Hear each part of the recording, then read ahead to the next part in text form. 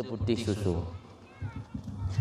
Di antara faedah mengadakan acara Isra Mi'raj yang menjadi tradisi umat Islam di seluruh dunia, nah padum-padum boh faedah kitanya udah pegot acara Isra Mi'raj. Nya juga perlu kita jelaskan supaya mangat terjawab. Kupu penting dah pegot acara Isra Mi'raj. Dalam kitab nak dijelaskan oleh ulama yang menuliskan tentang faedah menyelenggarakan Isra Mi'raj, nah 8 buah faedah. Pertama, untuk menunjukkan rasa cinta kita kepada Rasulullah, juga agar lebih mengenal kejadian yang agung yang mana beliau berjumpa langsung dengan Allah Subhanahu wa taala tanpa perantara. Belum ada di dunia seorang makhluk pun yang berjumpa langsung dengan Allah selain Nabi kita, Nabi Muhammad sallallahu alaihi wasallam. Yang faedah pertama. Jadi untuk menunjukkan rasa cinta ke Rasul. Mampu penting dah tunjuk rasa cinta kepada Rasulullah. Dalam sebuah ayat Allah berfirman, wa dzakkirhum bi ayyamillah. Ingatkan mereka dengan hari-hari Allah. Makna hari-hari Allah dengan nikmat-nikmat Allah. Walau ayat tersebut asbabun nuzulnya kepada orang Yahudi, tak kala orang Bani Israel, maksudnya orang Bani Israel, asbabun nuzul ayat wa dzakkirhum bi ayyamillah kepada orang Bani Israel. Tak kala orang yang tua nikmat yang Allah berikan, diberi kebebasan daripada Fir'aun, maka Allah kepingat kembali wa dzakkirhum bi ayyamillah. Kepingat ba orang yang tentang ayyamillah, ura Allah. Mana ura Allah? Ura-ura di mana Allah beri nikmat. Termasuk hari-hari di mana Allah memberi nikmat kepada umat manusia, itu hari di mana Allah melakukan Isra Mi'raj terhadap baginda Rasulullah sallallahu alaihi wasallam. Maka kita memperingati Isra Mi'raj berarti kita menunjukkan rasa cinta kepada Rasulullah sallallahu alaihi wasallam. Kemudian yang kedua, faedah daripada menyelenggarakan Isra Mi'raj yaitu untuk mengenang dan mensyukuri nikmat Allah yang telah memberikan keringanan salat dari 50 waktu dalam sehari semalam menjadi 5 kali dalam sehari semalam. Miawai wate ke perintah pun 50 buah wate. Duduk 5 buah wate. Nyatakan kepada asal muasal perintah tersebut, sangat tidak wajar umat Islam meninggalkan sembahyang.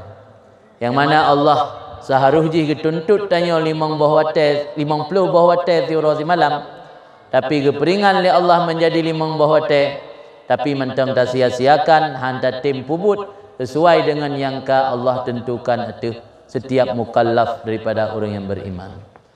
Maka dengan memperingati Isra Mi'raj berarti kita mengingatkan kembali nikmat yang Allah berikan kepada orang-orang beriman, di mana Allah beri keringanan dari 50 buah wate sembahyang menjadi 5 buah wate si uro si malam.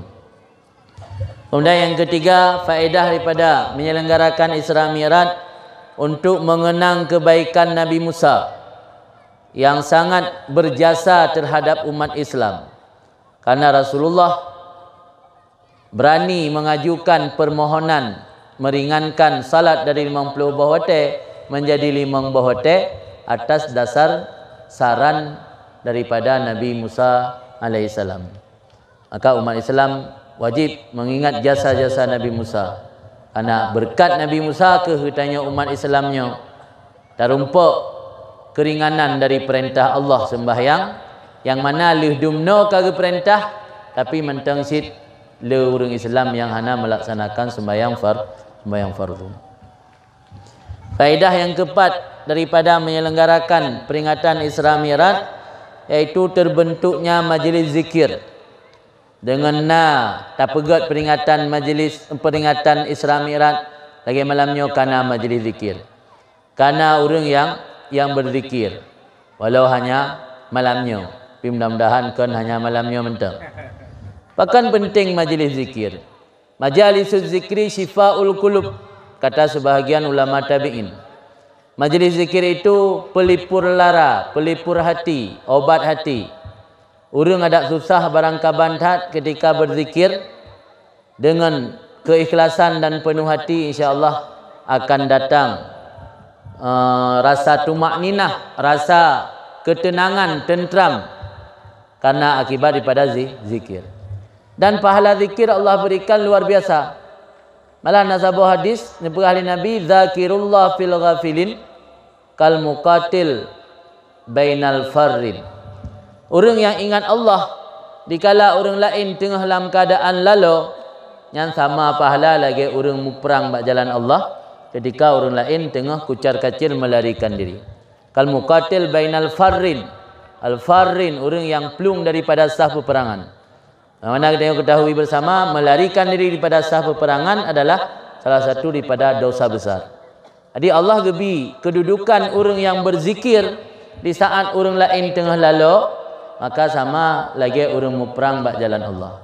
Nyo hadisnya menjadi dasar bahkan umat Islam di sebahagian daerah termasuk di Aceh pada malam-malam tahun baru Masehi gepegat perkumpulan untuk berzikir. Karena orang temayang malam tahun baru Masehi pupat saya tanya tayak berzikir, tak pegak upacara.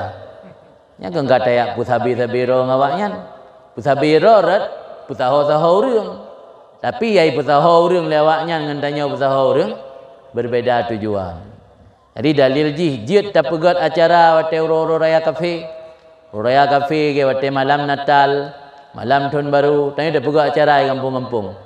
Pegat acara malam tahun baru supaya orang bayak yuk trompet. Bayak third mercon, pegang acara zikir. Yang dalil jih zakirullah fil ghafilin kal muqatil bainal farin. Di orang yang mengingat ke Allah dikala orang lain tengah lalu. Malam tahun baru malam paling banyak manusia bermaksiat kepada Allah. Malam-malam libur ke malam minggu, malamnya malam paling le orang bermaksiat kepada Allah.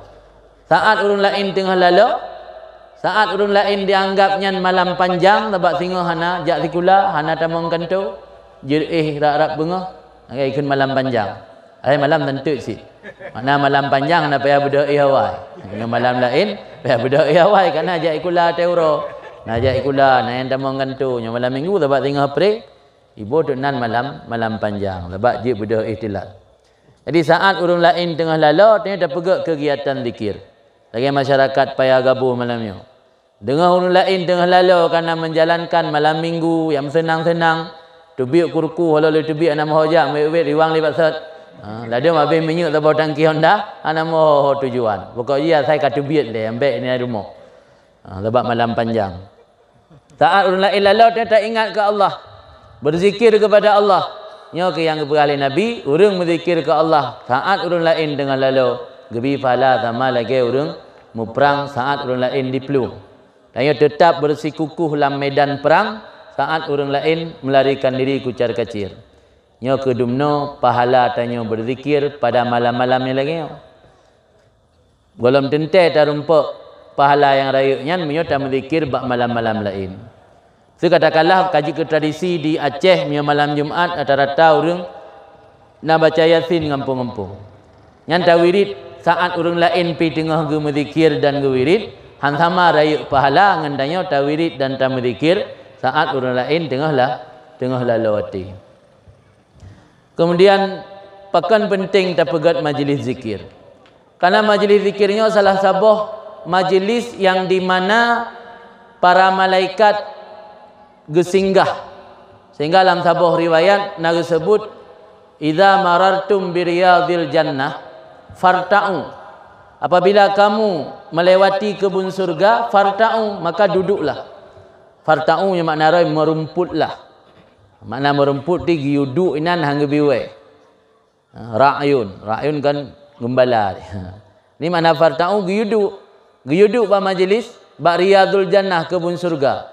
Para sahabat bertanya kepada Rasulullah, wa ma riyadul jannah, apa itu kebun surga? Jawaban Rasul, hilakut dzikri, halakah zikir. Perkumpulan di mana orang duduk ramai-ramai di satu perkumpulan, di sana melaksanakan zikir. Halakah zikir nak tafsir oleh ulama dua macam. Nah yang bermakna halakah zikir mengingat Allah, nah bermakna halakah zikir majlis ilmu. Alhamdulillah mandua horat tadang malamnya tanya itamang lam halakah zikir yang disebut li Rasulullah sebagai kebun surga. Tadang rat majlis ilmu pi malamnya nata adakan pengajian. Tadang rat majlis zikir bermakna mengingat Allah, berzikir kepada Allah. Buno pi dalam pengajian tanya nata adakan zikir. Jadi mandua ho kaitamang malamnya tanya termasuk tak adakan satu kebun surga di mana para malaikat bernaung dalam kebun-kebun surga tersebut.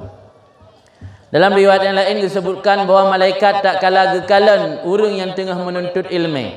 Malaikat letakkan sayap-sayap malaikat untuk supaya orang yang menuntut ilmunya ternaungi dan terlindungi di bawah sayap-sayap para malaikat. Oleh para ulama ditafsirkan makna malaikat diletakkan sayap artinya malaikat gemudoa dan getawaduk merendah diri, gehormati orang yang menuntut ilmu sehingga malaikat gerendahkan sayap. Malah ada sebuah tafsir daripada sebagian ulama, nah makna malaikat gerendahkan sayap ke orang yang menuntut ilmu adalah malaikat gebantu orang yang untuk tercapai kepada maksud dan tujuan. Artinya hadir majlis ilmu adalah salah satu cara untuk supaya Allah gemudahkan kitanya untuk mencapai sebuah tujuan dalam kehidupan di dunia maupun kehidupan di akhirat. Jadi majlis ilmunya kan majlis biasa, majlis yang paling disenangi oleh para malaikat. Cuman karena handu takalan. Handu takalannya cukup jai malaikat di kampung paya gabuhnya tengah geyak kalan tanya yang tengah mengikuti majlis ilmu ataupun majlis zikir. Kemudian yang kelima, faedah daripada menyelenggarakan peringatan Isra Mi'raj terjadinya silaturahmi di antara para hadirin. Ya berokon dayo hanatem sapa, berokon hana muturi, uronyo ka murumpok ino ba tempatnya. Saudara dayo yang jauh, uronyo ka murumpok ba tempatnya. Saudara yang dirantau malamnya kanana pengajian di kampung kago. Terjalinnya silaturahmi.